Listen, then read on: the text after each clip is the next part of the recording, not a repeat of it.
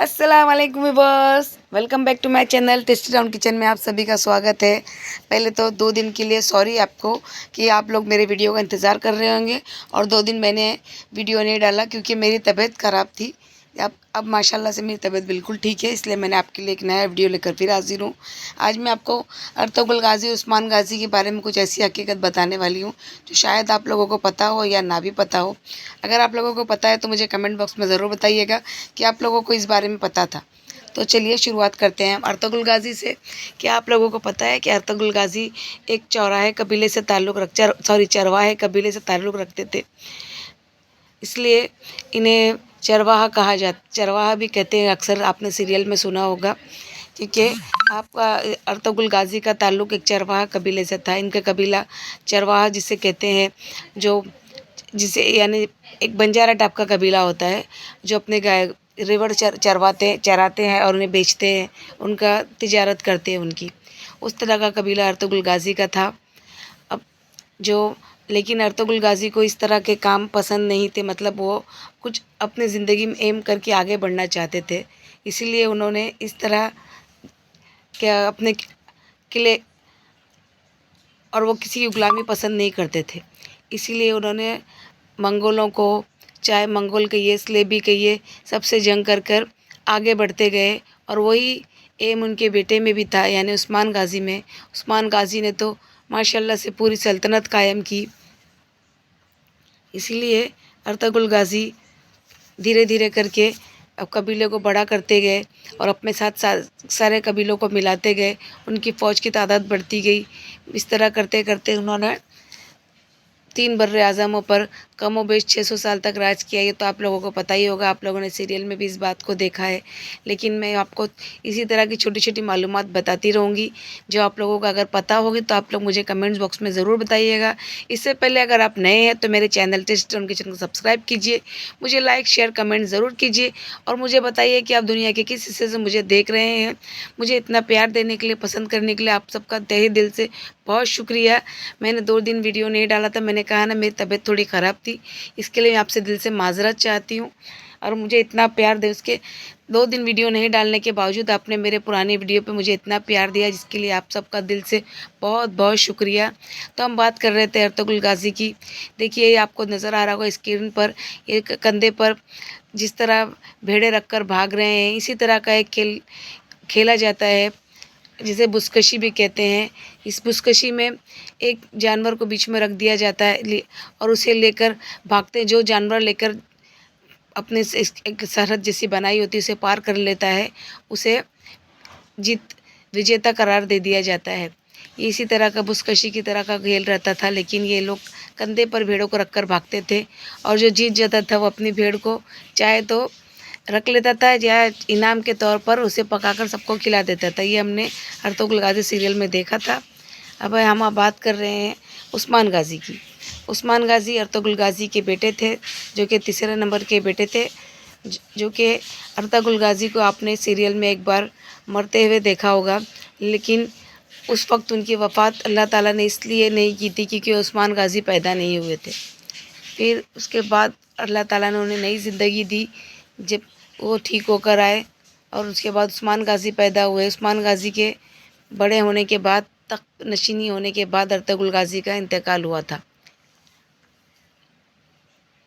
यानी वो काफ़ी किले फ़तेह कर चुके थे। उसके बाद अर्तुगरुल गाज़ी का इंतकाल हुआ था।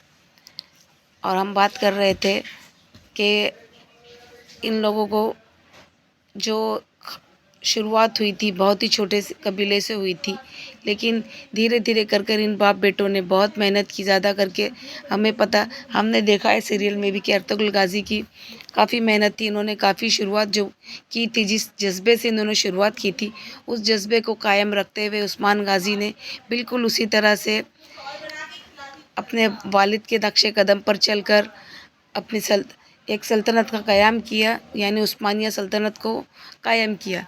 लेकिन ये सल्तनत 600 साल तक इन लोगों ने राज किया, लेकिन जिस तरह उस्मान गाज़ी ने सल्तनत को कायम किया था, ये उस तरह से नहीं रह सकी।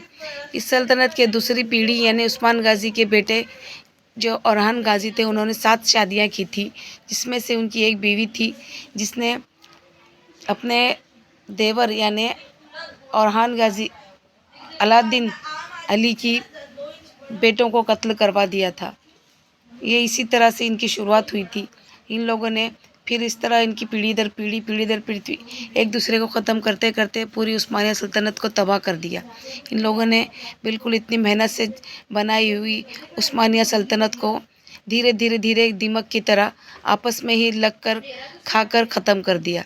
इन लोगों ने ये भी नहीं सोचा कि हमारे आबा व अजदाद ने कितनी मेहनत से कितनी कुर्बानियाँ देकर इस सल्तनत को कायम किया।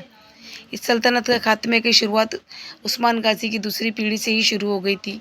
इन लोगों ने एक दूसरे को धीरे करते करते ख़त्म करना शुरू कर दिया था। जैसा कि हमने सीरियल में देखा है, एक सीरियल में आपको बताती हूँ, कौसम सुल्तान सीरियल है।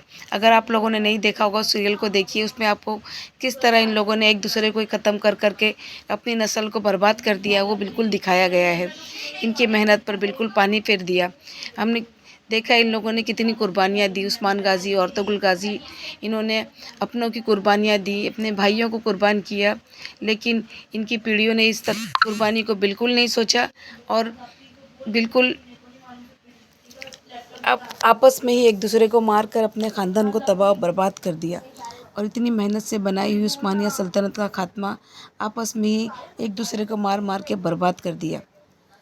वरना आज दुनिया में सबसे बड़ी ताकत मुसलमानों की उस्मानिया सल्तनत की ही होती, जो कि उस वक्त ही 3 बर्रे आज़मों तक फैल चुकी थी। और अगर ये बिल्कुल सही ढंग से राज किए होते, अपने आप में एक दूसरे को तबाह करके ख़त्म नहीं किए होते, तो आज पूरी दुनिया पर उस्मानिया सल्तनत गालिब होती। खैर, वो तो बात की बात थी। इन लोगों ने खुद ही अपनी सल्तनत को तबाह कर दिया। जितनी मेहनत से उस्मान गाजी अर्तुगरुल गाजी ने इस सल्तनत को कायम किया था, इन लोगों ने उसे बर्बाद कर दिया। बिल्कुल एक दूसरे को मारते एक वक्त में इन लोगों ने एक दूसरे के आपस में अपने 11 भाइयों को एक साथ कत्ल किया। ये भी नहीं सोचा कि हमारे भाई हैं। बस उन लोगों को इस बात का डर था कि बस सल्तनत हमारे हाथ से चली ना जाए। सल्तनत की लालच में उन्होंने एक दूसरे को बर्बाद करते करते पूरी सल्तनत को तबाह और बर्बाद कर दिया। अर्तुगरुल गाजी उस्मान गाजी की मेहनत से बनाई हुई सल्तनत को तबाह करने में उन लोगों ने कसर नहीं छोड़ी और पूरी सल्तनत को तबाह और बर्बाद करके रख दिया। ये मालूमात अगर आपको पता थी तो आप हमें कमेंट्स बॉक्स में ज़रूर बता सकते हैं। और अगर आपसे कुछ मालूमात छूट रही होगी तो आप उसे करेक्शन करके भी हमें कमेंट्स बॉक्स में बता सकते हैं। या अगर आपको कुछ इस बारे में नई मालूमात चाहिए और आप हमसे कुछ मालूमात चाहते हैं तो हमें कमेंट्स बॉक्स में ज़रूर बताइए। हम आपको उस बारे में पूरा वीडियो डिटेलिंग में देंगे। तो हम बात कर रहे थे अर्तुगरुल गाजी और उस्मान गाजी की, जिन्होंने इतनी मेहनत से उस्मानिया सल्तनत का क़याम किया। 600 साल तक कमोबेश इन लोगों ने राज किया, लेकिन इसके पीढ़ी दर पीढ़ी इन्होंने खुद को ही आपस में एक दूसरे को तबाह कर लिया। वरना आज पूरी दुनिया पर उस्मानिया सल्तनत का गालिब होती और उनका पूरी दुनिया पर राज होता। तकरीबन पूरी दुनिया पर मुसलमान राज कर रहे होते। उस्मानिया सल्तनत इस तरह ख़त्म नहीं होती, क्योंकि हमारे नबी का भी फरमान था कि ये हरा परचम तुर्की से निकलेगा जो पूरी दुनिया पर गालिब होगा। और माशाल्लाह से वो 3 बरे आज़म तक फैल चुका था। इंशाअल्लाह नबी का फरमान फिर सच होगा और तुर्की से ही वो हरा परचम निकलेगा जो पूरी दुनिया पर गालिब होगा इंशाअल्लाह। अगले वीडियो में आपसे फिर मुलाकात करेंगे। जब तक के लिए अल्लाह हाफिज़।